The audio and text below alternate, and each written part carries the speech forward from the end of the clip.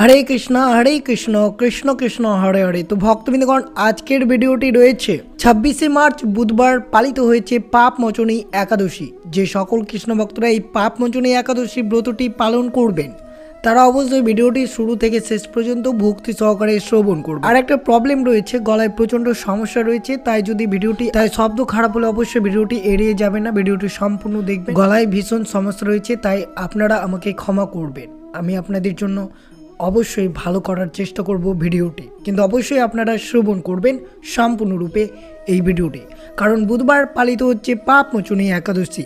যে একাদশীর দিন অবশ্যই বাড়িতে এই ভগবান বিষ্ণুর অত্যন্ত প্রিয় ফলটি যদি আপনারা বাড়িতে এনে পুজো অর্চনা করতে পারেন, তাহলে পরিবারে সারা বছর সুখ সমৃদ্ধি ভরে থাকবে, কখনোই পরিবারে দরিদ্রতা আসবে না এবং পরিবারের সকলে এই ফলটির পুজো করতে পারেন, তাহলে পরিবারের সকলের পাপ দূরীভূত হবে শ্রী বিষ্ণুর কৃপায়। তা অবশ্যই ভিডিওটি আপনারা শুরু থেকে শেষ পর্যন্ত ভক্তি সহকারে শ্রবণ করবেন। আর চ্যানেলে নতুন হয়ে থাকলে দয়া করে চ্যানেলটিকে সাবস্ক্রাইব করবেন, লাইক করবেন, কমেন্টে ভক্তি ভালোবাসার শ্রদ্ধা দিয়ে জয় শ্রীকৃষ্ণের জয় লিখে দিতে ভুলবেন না। তো অবশ্যই ভিডিওটি শুরু থেকে শেষ পর্যন্ত ভক্তি সহকারে শ্রবণ করুন। 26 মার্চ বুধবার পালিত হচ্ছে বছরের সর্বশ্রেষ্ঠ পাপ মোচনী একাদশী।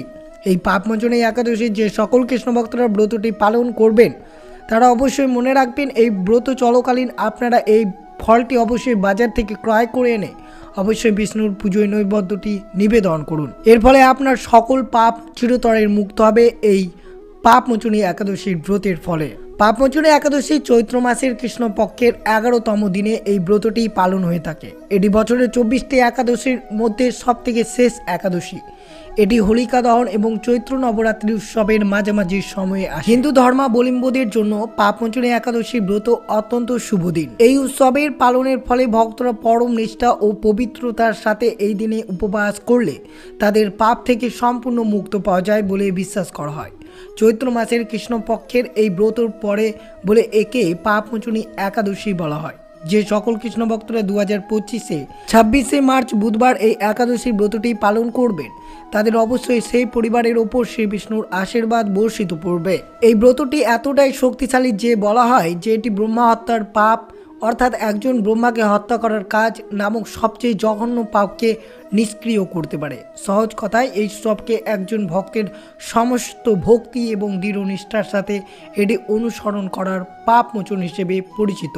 ভগবান বিষ্ণু হলেন সে ঐশ্বরিক প্রভু যার পাপ মোচনী একাদশীর দিন পুজো করা হয়ে থাকে। অন্যদিকে তার ভক্তরা ভগবান বিষ্ণুকে সন্তুষ্ট করার জন্য তারা ঐশ্বরিক আশীর্বাদ অর্জনের জন্য এই উপবাস পালন করবেন, যাতে তাদের জীবনে শান্তি, সুখ, ভাগ্য, প্রচুর ধন এবং পাপ থেকে তারা চিরতরের মুক্ত পেতে পারে। তাই অবশ্যই 26 মার্চ বুধবার বছরের সর্বশ্রেষ্ঠ পাপ মোচনী একাদশী ব্রতটি পালিত হচ্ছে, তারা অবশ্যই ভক্তি ভালোবাসার শ্রদ্ধা দিয়ে এই দিন অবশ্যই ব্রতটি পালন করবেন। আর অবশ্যই পুজো অর্চনার দিন অর্থাৎ এই পাপ মোচনী একাদশীর দিন অবশ্যই আপনারা এই ফলটি ক্রয় করে এনে ভগবান বিষ্ণুকে নৈবেদ্য হিসেবে নিবেদন করতে পারেন। যে ফলটি ভগবান বিষ্ণুর অত্যন্ত প্রিয় ফল। হিন্দু ধর্মের ভগবান বিষ্ণুর উদ্দেশ্যে কলা নিবেদন অর্থাৎ কলা ফলটি যদি আপনারা এই পাপ মোচনী একাদশীর দিন ভগবান বিষ্ণুকে নিবেদন করতে পারেন তা অত্যন্ত শুভ হতে পারে, এবং এই কলা আপনারা অবশ্যই এই শুভ দিনে আপনার বাড়িতে ক্রয় করে নিয়ে আসুন। হিন্দু ধর্মের ভগবান বিষ্ণুর কাছে হলুদ রঙের মৌসুমী ফল, হলুদ রঙের মিষ্টি বা খাদ্যদ্রব্য প্রিয় নৈবেদ্য। ভগবান বিষ্ণুর কাছে কলা নিবেদন উপকারিতা এবং শ্রী বিষ্ণুর কাছে কলা নিবেদন পদ্ধতি অবশ্যই এই একাদশী চলাকালীন আপনারা অবশ্যই শ্রবণ করবেন। এটি সুস্বাস্থ্যর জন্য বিষ্ণুর উদ্দেশ্যে একটি গুরুত্বপূর্ণ নৈবেদ্য।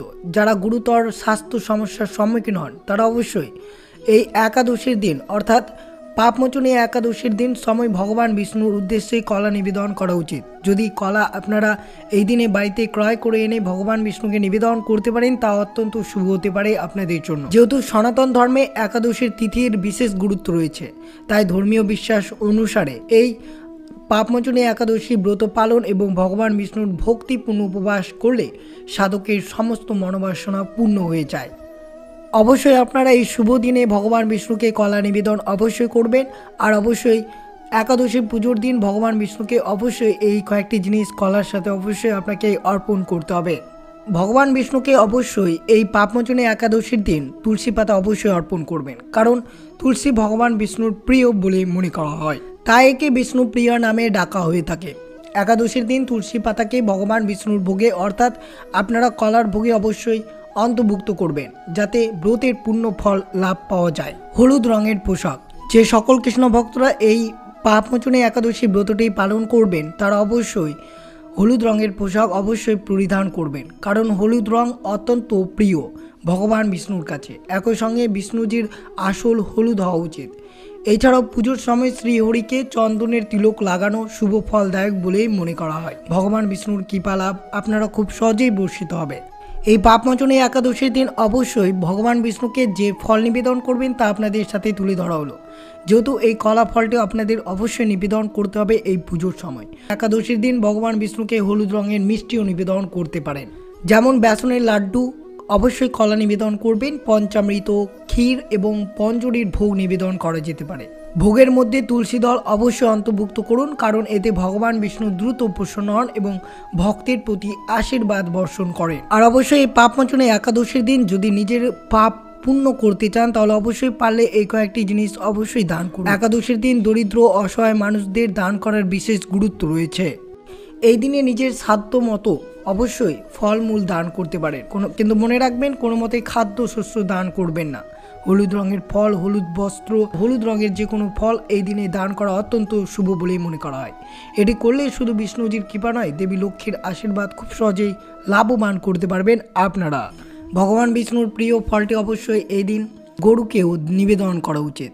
এটি করলে ভগবান বিষ্ণু অত্যন্ত প্রসন্ন হবে। এই দিন অবশ্যই ভগবান বিষ্ণুজির সামনে অবশ্যই একটি গরুর ঘিয়ের দিয়ে প্রদীপ অবশ্যই জ্বালাবেন। ধূপ চন্দন হতে হবে, সাদা বা হলুদ রঙের ফুল নিবেদন করা উচিত। হলুদ রঙের কলা উৎসর্গ করতে হবে এবং অবশ্যই 108 বার ওম নমো নারায়ণ এই মন্ত্রটি আপনাকে জপ করতে হবে। এর ফলে পরিবারের সকলেই সুখী থাকবে। যেহেতু পাপমোচনী একাদশীর কথার অর্থ হচ্ছে পাপ, অর্থ পাপ বা খারাপ কাজ, এবং মোচনী অর্থাৎ দূরকরণী, তাই পাপমোচনী একাদশী ভক্তদের অতীত এবং বর্তমানের সমস্ত পাপ থেকে মুক্ত দেয় বলে বিশ্বাস করা হয়। এই পবিত্র দিনে ভগবান বিষ্ণুর পুজো করা হয়। পবিত্র খাবার প্রধানত ধূপকাঠি, তুলসী পাতা এবং হলুদ ফুল এবং কলা দিয়ে এই দিনটি অতিবাহিত করতে হয়। অনেকে কঠোর উপবাস পালন করে। দ্বাদশীতে অর্থাৎ 27শে মার্চ বৃহস্পতিবার এই দিনে আপনাদের পালন করতে হবে। পালনের সময় অবশ্যই আপনারা সকলেই জেনে নেবেন পরবর্তী ভিডিওটিতে। আর অবশ্যই আজকের দিনে একটিবার হলেও শ্রবণ করবেন এই পাপমোচনী একাদশীর ব্রত কথাটি। যুধিষ্ঠির শ্রীকৃষ্ণকে বললেন, হে জনার্দন, চৈত্র মাসের কৃষ্ণপক্ষের একাদশীর নাম ও মাহাত্ম্য কৃপা করে আমাকে বলুন। শ্রীকৃষ্ণ বললেন, হে ধর্মরাজ যুধিষ্ঠির, আপনি ধর্ম বিষয়ক প্রশ্ন করেছেন। এই একাদশীর সকল পাপ থেকে নিস্তার এবং মোচন করে বলে এই পবিত্র একাদশী তিথি পাপমোচনী নামেই প্রসিদ্ধ। রাজা মান্ধাতা একবার লোমশ মুনিকে এই একাদশীর কথা জিজ্ঞাসা করেছিলেন। তার বর্ণিত সেই বিচিত্র উপাখ্যানটি আপনার কাছে বলছি, আপনি মনোযোগ দিয়ে শ্রবণ করুন। প্রাচীনকালে অতি মনোরম চৈত্ররথ পুষ্প উদ্যানে মুনিগণ বহু বছর ধরে তপস্যা করতেন। এক সময় মেধাবী নামে এক ঋষি কুমারী সেখানে তপস্যা করছিলেন। মঞ্জু ঘোষ নামে এক সুন্দরী অপ্সরা তাকে বশীভূত করতে চাইলেন, কিন্তু ঋষির অভিশাপের ভয়ে সে আশ্রমে 2 মাইল দূরে অবস্থান করতে লাগলো। বীণা বাজিয়ে মধুর স্বরে সে গান করত। একদিন মঞ্জু ঘোষ মেধাবীকে দেখে কামবাণে পীড়িত হয়ে পড়েন। এইদিকে ঋষি মেধাবী অপ্সরার অনুপম সৌন্দর্য দেখে মুগ্ধ হন। তখন সেই অপ্সরা মুনিকে নানা হাবভাব ও কটাক্ষ দ্বারা বশীভূত করে। ক্রমে কাম পরশ মুনির সাধন ভজন বিসর্জন দিয়ে তার আরাধ্যতাকে বিস্মিত হন। এভাবে অপ্সরার সাথে কাম ক্রিয়ার মুনির বহু বছর অতিক্রান্ত হলো। মুনিকে আচার ভ্রষ্ট দেখে সে অপ্সরা দেবলোকে ফিরে যেতে মনস্থ করলো। একদিন মঞ্জু ঘোষ মেধাবী মুনিকে বলতে লাগলো, হে প্রভু, এখন আমাকে নিজ গৃহে ফিরে যাওয়ার অনুমতি প্রদান করুন। কিন্তু মেধাবী বললেন, হে সুন্দরী, তুমি তো এখন সন্ধ্যাকালে আমার কাছে এসেছো, প্রাতকাল পর্যন্ত আমার কাছে থেকে যাও। মুনির কথা শুনে অভিশাপের ভয়ে সে অপ্সরা আরও কয়েক বছর তার সাথে থেকে গেল। এই বছর বহু বছর অতিবাহিত হলো। দীর্ঘকাল অপ্সরার সহবাসে থাকলেও মেধাবীর কাছে তা অর্ধরাত্রি বলে মনে হলো। মঞ্জু ঘোষ পুনরায় নিজ স্থানে গমনের প্রার্থনা জানালেন।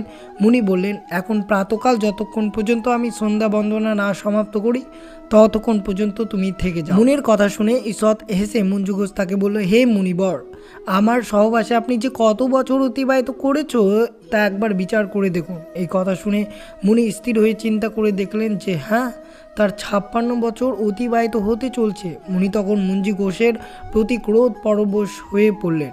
রে পাপিষ্ঠ দুরাচারিণী, তপস্যার ক্ষয়কারিণী, তোমাকে ধিক, তুমি পিশাচি হও। মেধাবীর সাপে অপ্সরার শরীর বিরূপ প্রাপ্ত হন। তখন সে অবনস্ত মস্তকের মুনির কাছে সাপ মোচনের উপায় জিজ্ঞাসা করলেন। মেধাবী বললেন, হে সুন্দরী, চৈত্র মাসের কৃষ্ণপক্ষে পাপমোচনী একাদশী ব্রত পালন করুন, সমস্ত পাপ ক্ষয়কালীন হয়ে যাবে আপনার।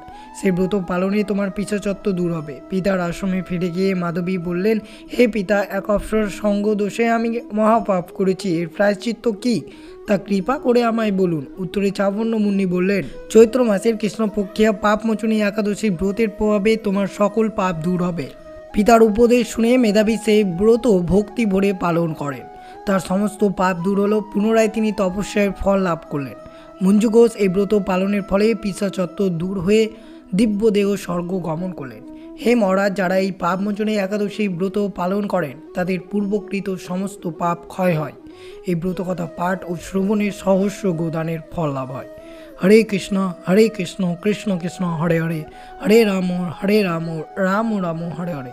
তো অবশ্যই এইভাবে আপনারা ব্রতটি পালন করবেন, আর এই ফলটি অবশ্যই পাপমোচনী একাদশী চলাকালীন অবশ্যই ক্রয় করে নিয়ে আসবেন এবং বিষ্ণুর পুজো নিবেদন করবেন। তো এই ছিল ভিডিওটি ভালো লাগলে অবশ্যই চ্যানেলটিকে সাবস্ক্রাইব করবেন, লাইক করবেন, কমেন্টে ভক্তি ভালোবাসা শ্রদ্ধা দিয়ে জয় শ্রীকৃষ্ণের জয় অবশ্যই লিখে দিতে ভুলবেন না, এবং ভিডিওটি আপনার আত্মীয় ভক্ত বন্ধুদের সাথে অবশ্যই শেয়ার করবেন। সুস্থ থাকবেন, সতর্ক থাকবেন। জয় শ্রীকৃষ্ণ, রাধে রাধে।